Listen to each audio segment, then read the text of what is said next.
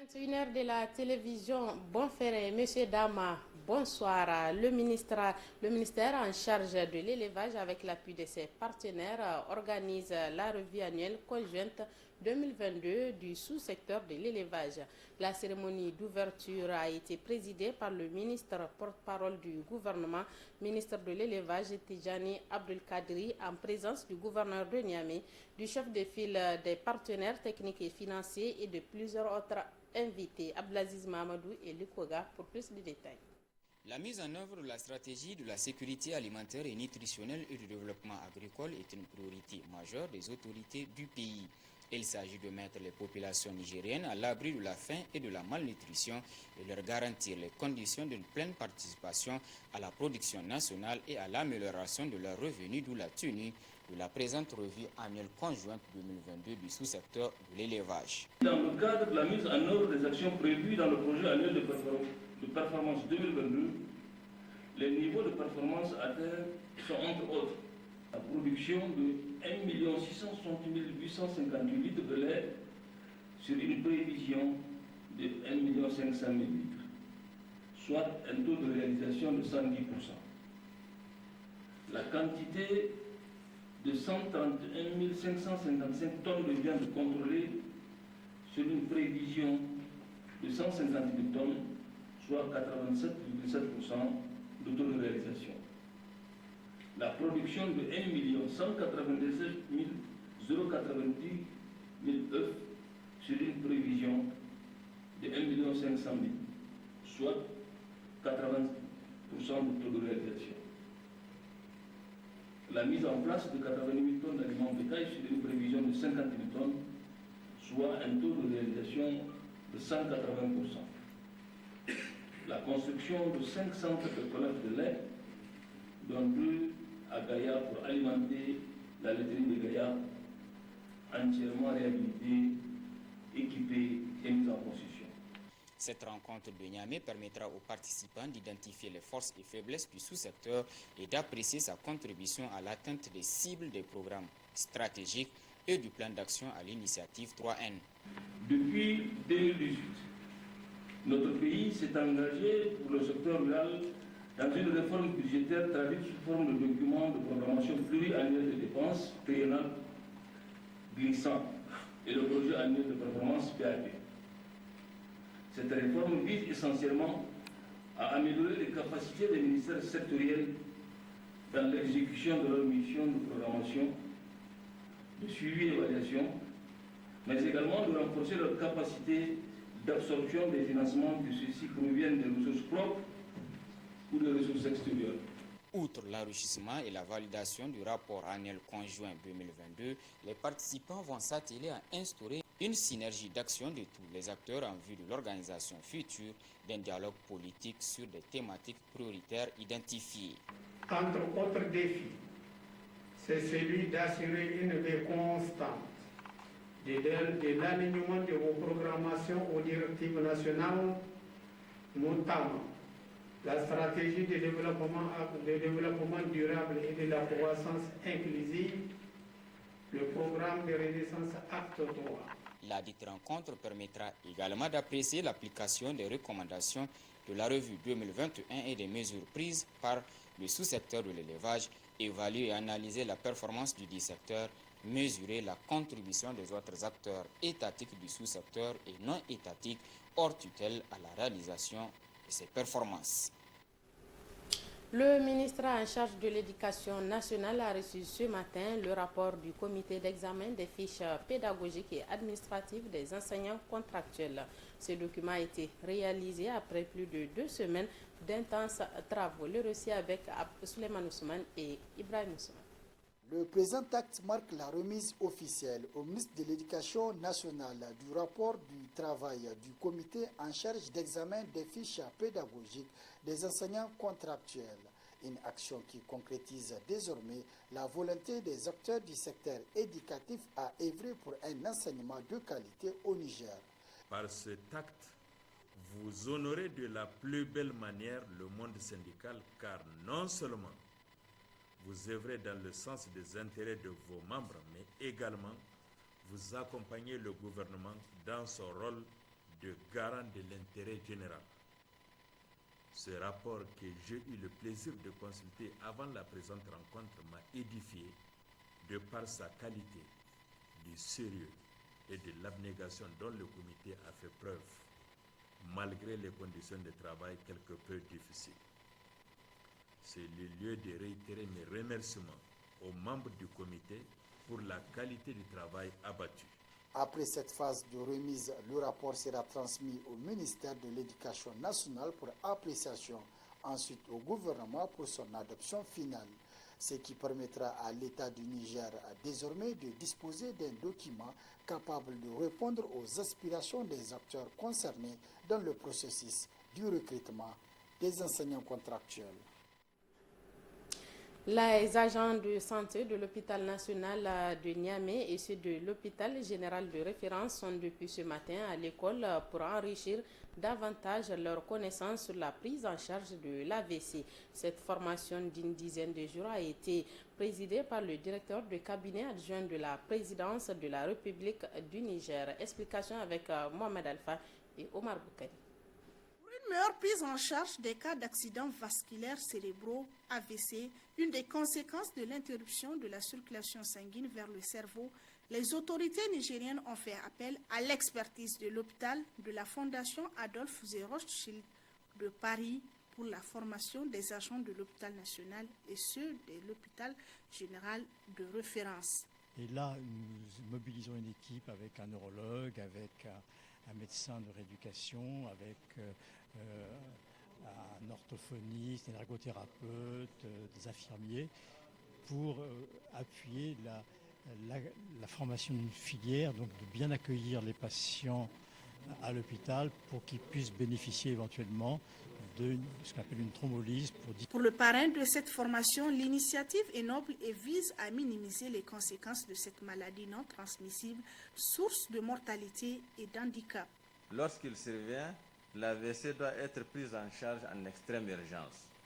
Chaque minute d'interruption de la circulation sanguine cérébrale entraîne la mort de 2 millions de neurones, soit 120 millions de neurones par heure, c'est-à-dire l'équivalent de 3,6 années de vieillissement accéléré. Il faut donc très vite rétablir la situation et rétablir le flux sanguin pour limiter les séquelles. Une fois l'alerte donnée, une course contre la montre démarre pour les professionnels de santé et notamment les médecins urgentistes en charge de transport de patients vers une unité spécialisée appelée unité de soins intensifs neurovasculaires. Du côté des autorités en charge de la santé publique, renforcer les compétences des prestataires des hôpitaux du Niger intervenant dans le parcours des soins AVC est un engagement à qui il faut apporter une réponse appropriée. Ces initiatives, rappelons-le, rentrent dans le cadre du programme de lutte contre les maladies non transmissibles, particulièrement les maladies cardiovasculaires qui constituent des axes majeurs de la politique nationale de santé et le plan de développement sanitaire au CESAL 2022-2026. Durant 10 jours de formation, ces agents de santé de l'hôpital national et de l'hôpital général de référence verront leurs capacités renforcées à travers la théorie et la pratique, des connaissances acquises qui permettront une prise en charge médicale optimale à la phase aiguë, la prévention des complications et le traitement des AVC. Ils se sont convergés cet après-midi au palais de la justice de Niamey. Eux, ce sont les admis du concours de douane de 2018. Motif, déposer une plainte au bureau du procureur pour que justice soit prononcée à ce qu'il qualifie d'agitation du syndicat national des agents de douane, le SNAD. Reportage est signé Mohamed Alpha et Rabulab. Les admis au concours d'entrée de la douane de 2018 ont encore une fois de plus déposé une plainte au bureau du procureur près le tribunal de grande instance hors classe de Niamey contre le syndicat national des agents de douane SNAD. Ils ont dénoncé le refus du SNAD à se soumettre aux décisions de justice. Nous avons déjà porté par le passé 2 plaintes devant le procureur pour obstruction à l'exécution d'une décision de justice. Nous revenons encore une fois de suite pour déposer plainte devant le procureur de la République pour lui rappeler que le Sénat persiste toujours dans son œuvre à vouloir empêcher l'exécution d'une décision de justice. Jusqu'à menacer, ils ont déposé un préavis de grève, vous l'avez tous vu sur les réseaux sociaux, n'est-ce pas, où ils menacent d'aller en grève le mercredi ou le jeudi, juste pour empêcher au ministre d'exécuter une décision de justice. Ces derniers ont fustigé l'attitude du Sénat et ont demandé aux autorités nigériennes à trouver une solution rapide à cette situation. Nous espérons que le procureur de la République fera diligence pour porter un œil regardant face à cette situation. Il faudrait que la justice prenne ses responsabilités pour empêcher à ce que certains individus commencent à remettre en cause les décisions de justice en dehors des voies légales prévues à cet effet. La Constitution a été bien claire. Les décisions de justice s'imposent à tous, que ce soit les pouvoirs publics et même les citoyens. Un citoyen ou un groupuscule de citoyens qui se sont retranchés derrière un syndicat ne peut pas s'opposer à une disposition constitutionnelle, pas dans un état de droit en tout cas. Donc nous demandons aux autorités de faire diligence et de revoir cette question. Les admis du concours d'entrée à la douane de 2018 réclament que justice soit faite en vue de les mettre dans leurs droits pour qu'ils puissent apporter leur savoir-faire dans le secteur des finances.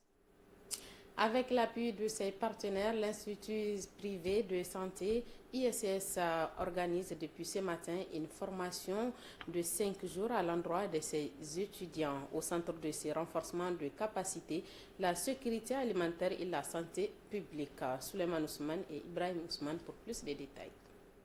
Des experts du Federal University of Technology de Minna, Nigeria, sont à l'Institut supérieur de santé ISS de Niamey pour renforcer les capacités des étudiants du dit institut sur la thématique de la sécurité alimentaire et la santé publique. Une formation fruit de la coopération entre l'ISS et ses institutions universitaires partenaires. Ces experts qui sont venus de l'Université de Minna, qui représente le centre d'excellence de formation en sécurité alimentaire, vont élaborer des thèmes qu'ils vont vous dispenser sous forme de formation. Pour vous les étudiants, lorsque vous allez recevoir ces compétences et ces connaissances sur la sécurité alimentaire et la santé publique en général, le rôle qui est attendu de vous, c'est que vous puissiez répercuter ces informations au niveau de la population. Les responsables du Centre d'excellence en matière de la sécurité alimentaire, partenaires de cette activité, ont expliqué l'importance de l'initiative dans sa globalité. Nous sommes heureux d'être ici.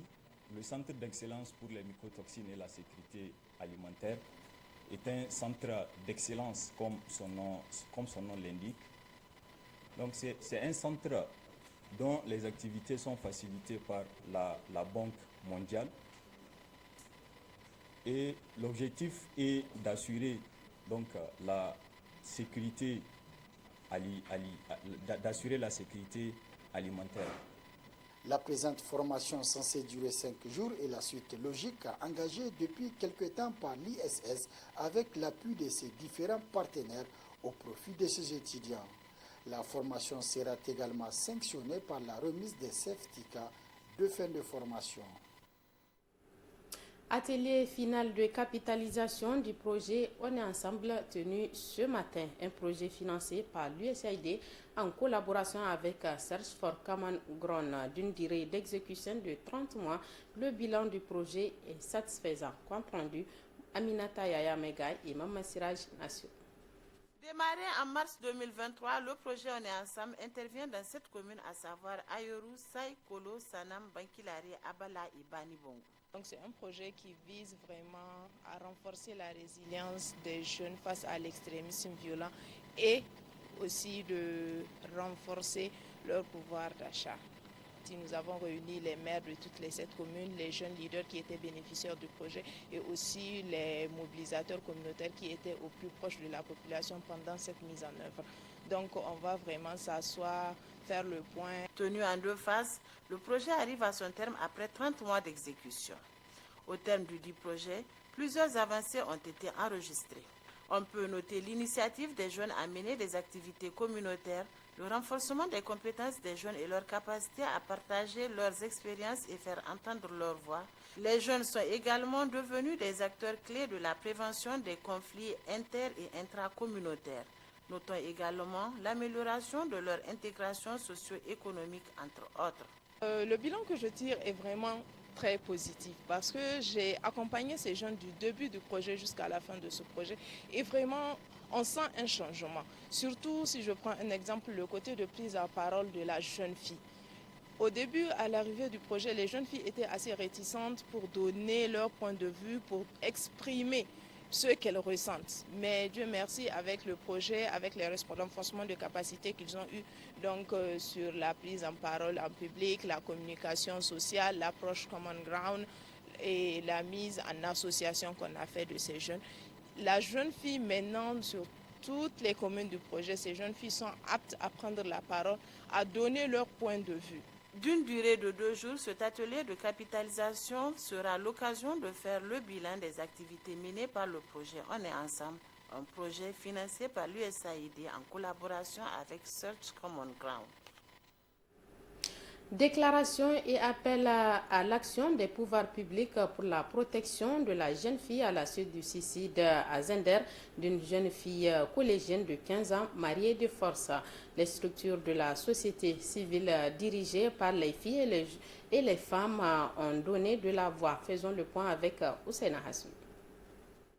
La tragédie s'est déroulée le 10 mars 2023 dans la commune de Matamai, région de Zender. Une jeune fille collégienne âgée de 15 ans qui s'est donnée la mort après qu'elle ait été donnée en mariage forcé par son père. Le drame a profondément choqué et a fait réagir les organisations de la société civile dirigées par les jeunes filles et femmes du Niger.